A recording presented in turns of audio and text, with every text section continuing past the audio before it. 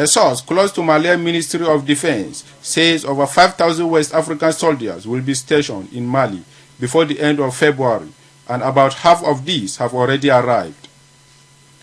France launched a military intervention in Mali on January 11th at the request of the country's interim president, Diakhounda Traoré, after extremists advanced on the town of Konna. Following the successful intervention, France now plans to pull its troops out by the end of March.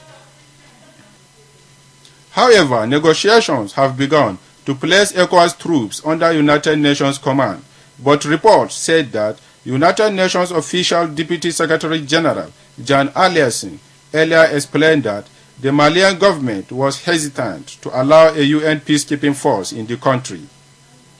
Meanwhile, the official report also reveals that Guinean troops had crossed the Malian border, adding that the mission will be fully deployed by mid-February, but declined to reveal the total number of troops, their stations, and the deployment timetable, citing security reasons. South Africa's Fort Hare University has shut down its main campus following violent student protests over a 97% rise in residence fees, which resulted to intimidation of staff and the destruction of property. While residence fees increased, 4 students were still being made to share a room originally created for 2 students. 21 students were arrested for public violence and released on warning after protests at the university campus in the town of Alice in Eastern Cape Province.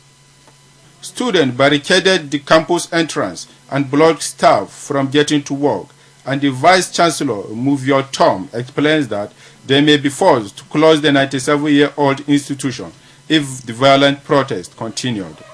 The university obtained an interdict to stop students from further disrupting activities and vandalizing property, but the Student Representative Council leader, Andile Gama, denied that the students protested in defiance of the court order. Zimbabwe's Constitutional Affairs Minister says a referendum on a new constitution has been timidly set for March 16, to be followed by fresh election later to end the nation's shaky coalition government. The report on Thursday said that Minister Eric, an aide of Prime Minister Morgan Tsvangirai, said President Robert Mugabe is expected to proclaim the date in a government notice on Friday, adding that voting is scheduled over 1 day, a departure from the routine 2 days of polling. However, advocacy groups further say such a rapid poll prevents adequate voter education on the rewritten constitution. In the meantime, democratic reforms to the constitution were a key demand of regional mediators after violent and disputed elections in 2008. Helda Yaduma, GoTel News.